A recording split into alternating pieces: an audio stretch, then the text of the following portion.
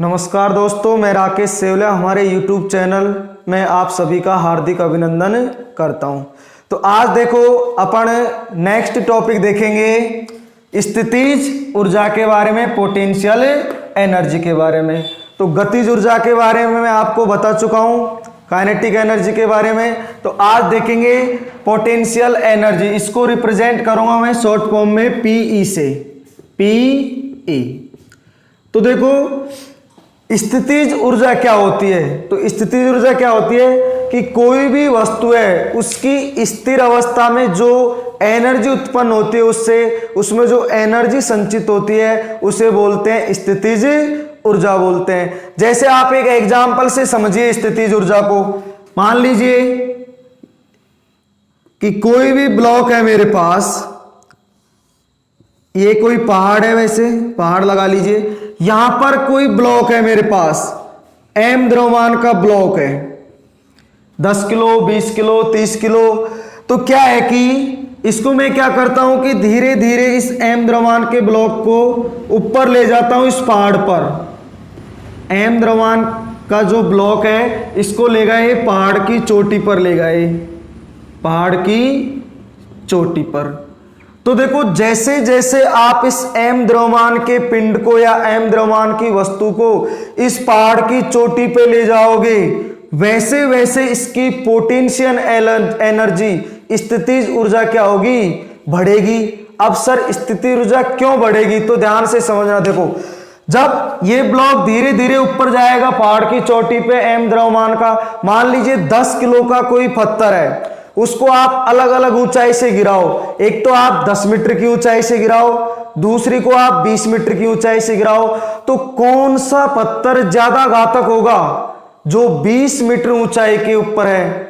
इसीलिए जैसे जैसे आप नीचे से ग्रो करोगे, ऊपर बढ़ते जाओगे, इस चोटी पर चढ़ते जाओगे, वैसे वैसे पोटेंशियल एनर्जी क्या होती जाएगी, बढ़ती जाएगी। मान लो शुरुआत में इसकी पोटेंशियल एनर्जी 0 थी, लेकिन जैसे ही पहाड़ की चोटी पर पहुंच गया ये ब्लॉक, यहां पर पोटेंशियल एनर्जी इसकी हो गई मैक्सिमम हो गई। तो आप एक बात याद रखिए इसमें कि जैसे जैसे आप ऊंचाई पे बढ़ोगे, वैसे वैसे जो आपकी स्थितिज ऊर्जा है उसमें भी बढ़ोतरी होगी। और जब स्थितिज ऊर्जा में बढ़ोतरी होगी तो ऑब्वियसली है कि उसकी गतिज ऊर्जा में भी क्या होगी, बढ़ोतरी होगी। जितनी ज्यादा कोई पिंड की स्थितिज ऊर्जा होगी, उतनी ही ज्यादा उस पिंड की क्या होगी, गतिज ऊर्जा होगी। और एग्जांपल देख लीजिए इसके। मान लो कोई भी ये पत्थर है, पत्थर इसको मैं गिराता हूं यहां से। ये अर्थ सरफेस है, पृथ्वी तल, अर्थ सरफेस, और ये 10 मीटर की ऊंचाई पर है और 10 किलोग्राम का पत्थर है। तो देखो इसकी स्थितिज ऊर्जा अलग होगी। और मान लो दूसरा एग्जांपल, वही अर्थ सरफेस है। अब इसकी ऊंचाई देखते हैं तो ये मान लीजिए 15 मीटर है, 15 मीटर यहां से यहां तक, वही 10 किलोग्राम का पत्थर है, 10 किलोग्राम पत्थर। तो देखो दोनों में से किसकी स्थितिज ऊर्जा ज्यादा होगी। तो देखो इसकी पोटेंशियल एनर्जी मान लो 20 जूल है, तो इसकी पोटेंशियल एनर्जी कितनी होगी, ज्यादा होगी। इसकी पोटेंशियल एनर्जी हो जाएगी 50 जूल हो जाएगी। तो जैसे जैसे ऊंचाई पे जाओगे, वैसे वैसे स्थितिज ऊर्जा में क्या होगी, बढ़ोतरी होगी। तो इसकी डेफिनेशन आप कैसे लिख सकते हो कि किसी वस्तु की स्थिर अवस्था के कारण, स्थिर अवस्था के कारण जो एनर्जी उत्पन्न होती है, जो ऊर्जा उत्पन्न होती है, उसे क्या बोलते हैं, उसे उत्पन्न होती है, उसे स्थितिज ऊर्जा कहते हैं। उसे स्थितिज ऊर्जा कहते हैं। तो देखो, स्थितिज ऊर्जा के बारे में आप बिल्कुल एक छोटा सा पॉइंट याद रखो कि जैसे जैसे आप ऊंचाई पे जाओगे वैसे वैसे जो भी वस्तु है उसकी स्थितिज ऊर्जा में क्या होगी, बढ़ोतरी होगी, और जो उसका इनिशियल पॉइंट होगा शुरुआत का, उस पॉइंट पर स्थितिज ऊर्जा क्या होगी, 0 होगी। तो जैसे जैसे आप कोई पत्थर को, एग्जाम्पल देख लीजिए, पत्थर को पहाड़ पे ले गए आप, तो क्या करो, जैसे ही आप पहाड़ पे ले गए, अब उस पत्थर को आप नीचे छोड़ो पहाड़ से, तो क्या होगा कि जो उसकी जो स्थितिज एनर्जी उसमें संचित हुई है वो उसको क्या करेगी, गतिज ऊर्जा में चेंज कर देगी और वो वस्तु नीचे आके गिर जाएगी। अब देखो, अपन कोई वस्तु को यदि पृथ्वी तल से ऊपर ले जाते हैं तो कितनी स्थितिज ऊर्जा उत्पन्न होती है, उसका फॉर्मूला कैसे आता है देखिए अभी। तो आप इसका स्क्रीनशॉट ले सकते हैं, ले लीजिए। अब देखो, अब देखेंगे अपन स्थितिज ऊर्जा के फॉर्मूले के बारे में कि स्थितिज ऊर्जा का फॉर्मूला अपन कैसे प्राप्त करेंगे। तो देखिए, मान लो वही m द्रव्यमान का कोई पिंड है, m द्रव्यमान का कोई पिंड है, ये m द्रव्यमान का, और ये h हाइट पर है, h ऊंचाई पर है, ये पहले यहां पर था पृथ्वी तल पर, तो इसको क्या किया मैं, h हाइट पर ऊपर ले गया, इसे पृथ्वी तल से कहां पर ले गया, ऊपर ले गया, पृथ्वी तल से ऊपर, ये है ऊपर। तो इस स्थिति में कितनी स्थितिज ऊर्जा आएगी, तो ध्यान से देखिए कि जो एनर्जी होती है और वर्क होता है, दोनों की विमा मात्रक समान होते हैं, तो इसका भी विमा और मात्रक बिल्कुल क्या होगा, समान होगा। तो आप या तो स्थितिज ऊर्जा बोल दीजिए या आप वर्क बोल दीजिए। तो देखो, वर्क क्या होता है, कार्य W बराबर का FD, कार्य बराबर हो जाएगा, पिछली वीडियो में आपको बता चुका हूं, बल इंटू विस्थापन। कार्य बराबर क्या हो जाएगा, बल इंटू विस्थापन। देखो, कार्य क्यों किया, अपन m द्रव्यमान के पिंड को ले गए ऊपर, तो ये क्या किया अपन ने, वर्क ही तो किया। क्या किया भाई, वर्क ही तो किया अपन ने। तो अपन वर्क निकाल लेते हैं, यदि वर्क आ जाएगा तो अपने पास स्थितिज ऊर्जा, पोटेंशियल एनर्जी भी आ जाएगी। अब देखो, कार्य निकालना है आपको, कार्य बराबर W बराबर का बल इंटू विस्थापन। देखो, जो ये m द्रव्यमान का पिंड है, इसको अपन ऊपर ले जाते हैं, तो इसके नीचे की तरफ देखो, W बराबर का mg, आपको बता चुका हूं, mg क्या लगेगा, फोर्स लगेगा। तो यहां पर भार की जगह आप फोर्स लिख दीजिए, यहां पर भार भी लिख सकते हो, फोर्स भी लिख सकते हो। तो यहां पर कितना बल लगेगा, जब आप ऊपर ले जाओगे तो पृथ्वी वस्तुओं को अपनी ओर नीचे की तरफ आकर्षित करेगी, तब बल लगेगा mg। तो बल कितना हो गया, mg हो गया, बल कितना हो गया, mg, और इनटू विस्थापन, विस्थापन कितना आया, इस तल से लेके गया ऊपर, तो देखो एक सीधी रेखा में सीधी लंबाई कितनी लेके गया, हाइट h ऊंचाई पे लेके गया, तो विस्थापन हो जाएगा यहां पर h। तो देखो, W बराबर क्या आ गया आपके पास, mgh, और जो एक W है, वर्क है, वही क्या है, स्थितिज ऊर्जा है। तो आप लिख सकते हो यहां पर स्थितिज ऊर्जा बराबर क्या आ जाएगा, स्थितिज ऊर्जा बराबर का mgh।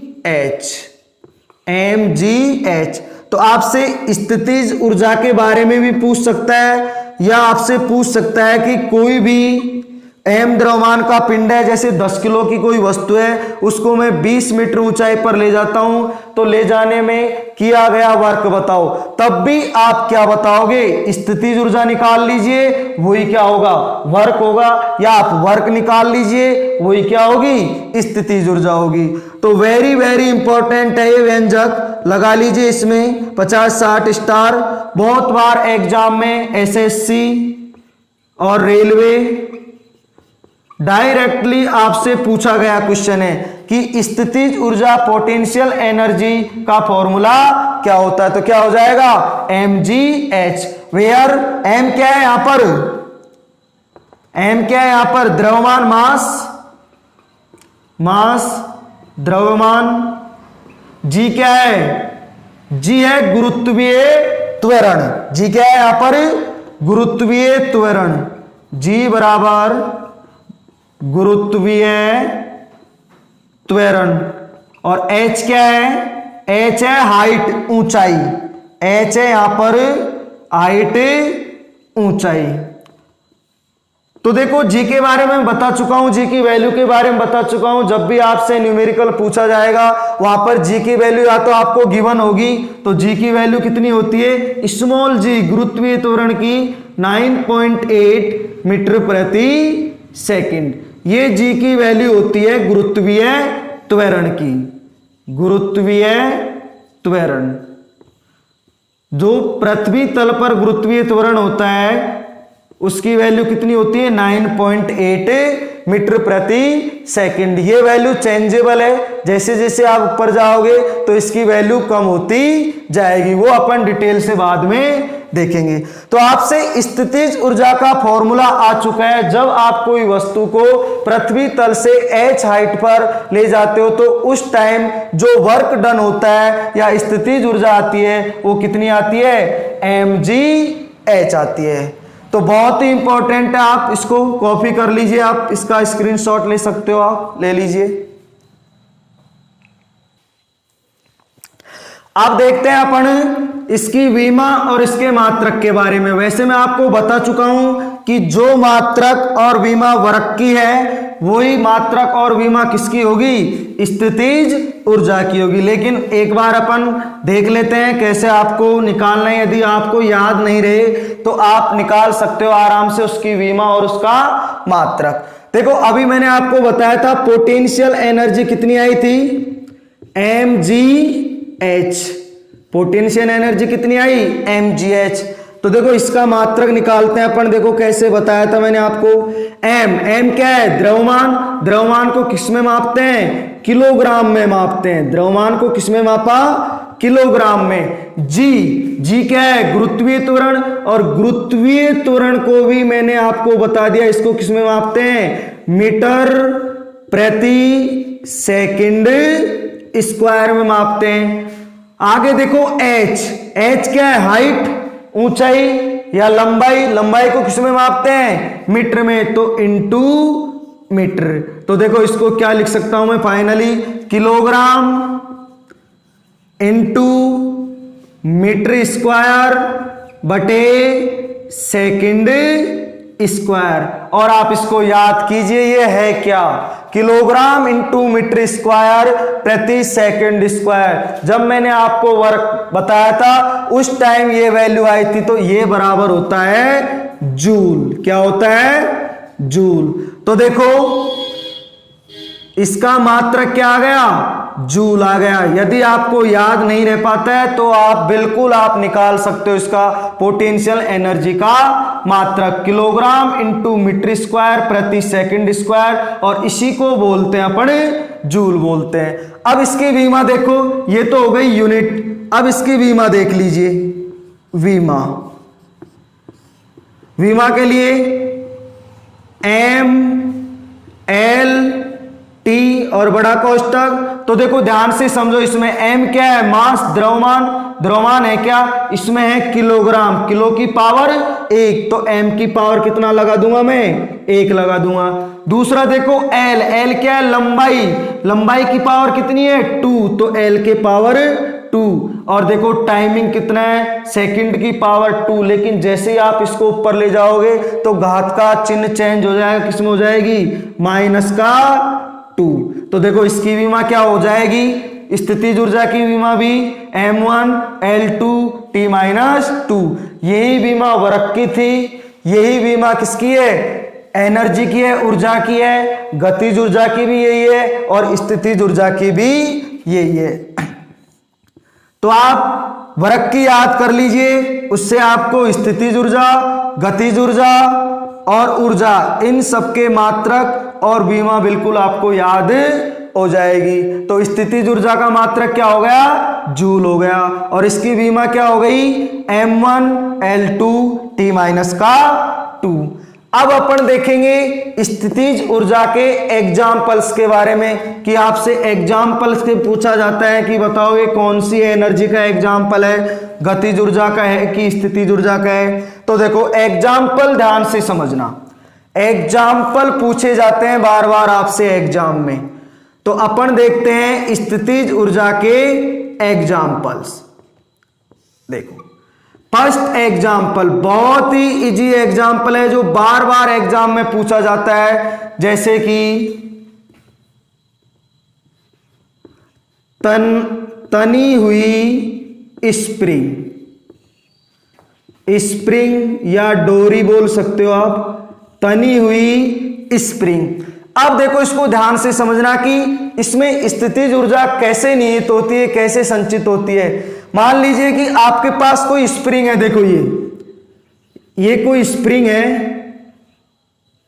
ये, और जैसे मैं क्या करता हूं कि स्प्रिंग को खींचता हूं तो इसकी लंबाई क्या हो जाएगी, बढ़ जाएगी लंबाई। तो ये तो दबी हुई स्प्रिंग है, दबी स्प्रिंग, और ये खींची स्प्रिंग या तनी हुई स्प्रिंग, तनी हुई स्प्रिंग।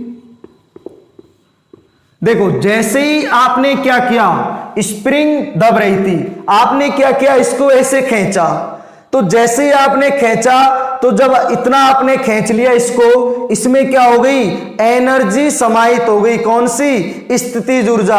अब आप क्या करो, दोनों तरफ से इसको छोड़ दो, क्या होगा, स्प्रिंग दोबारा पुनः उसी अवस्था में आ जाएगी। क्यों आई स्प्रिंग पुनः दोबारा उसी अवस्था में, क्योंकि उसमें एनर्जी समाहित हो गई थी, और वो कौन सी एनर्जी समाहित हो गई थी, पोटेंशियल एनर्जी, पोटेंशियल एनर्जी, स्थितिज ऊर्जा। तो तनी हुई स्प्रिंग में भी कौन सी एनर्जी संचित होती है, पोटेंशियल एनर्जी। या दूसरा एग्जांपल देखो,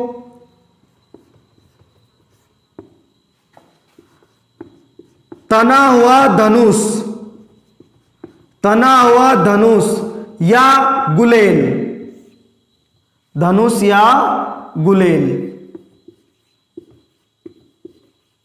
या गुलेल। देखो इसमें भी क्या होता है, स्थितिज ऊर्जा संचित होती है। कैसे, देखो ध्यान से समझना। मान लीजिए ये कोई आपके पास क्या है, धनुष है।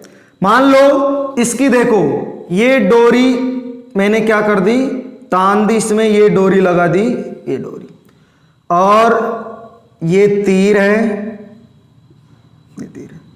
तो देखो धनुष है,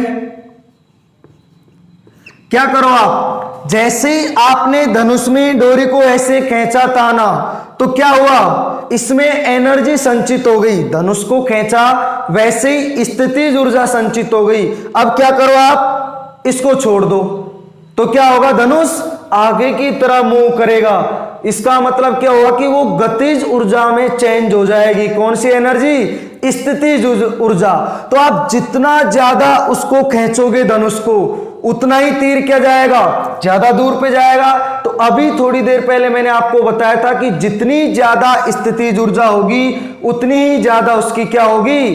तो ये दो एग्जाम्पल हो गए आपके, तनी हुई स्प्रिंग और तना हुआ धनुष या गुलेल। गुलेल आप जानते होंगे वही धनुष की तरह होता है कि एक लकड़ी का ऐसे वी आकार की शेप होती है, और इसमें क्या होता है, ऐसे ही ये धागा बंधा हुआ होता है, यहां से छोड़ा जाता है पत्थर वगैरह, तो ये क्या होता है, गुलेल। तो देखो दोनों एग्जाम्पल में स्थितिज एनर्जी संचित होती है, तो आपसे बार बार एग्जाम में ये पूछा जाता है। अब अगले एग्जाम्पल अपन देखेंगे नेक्स्ट वीडियो में। आज के लिए इतना ही, थैंक यू।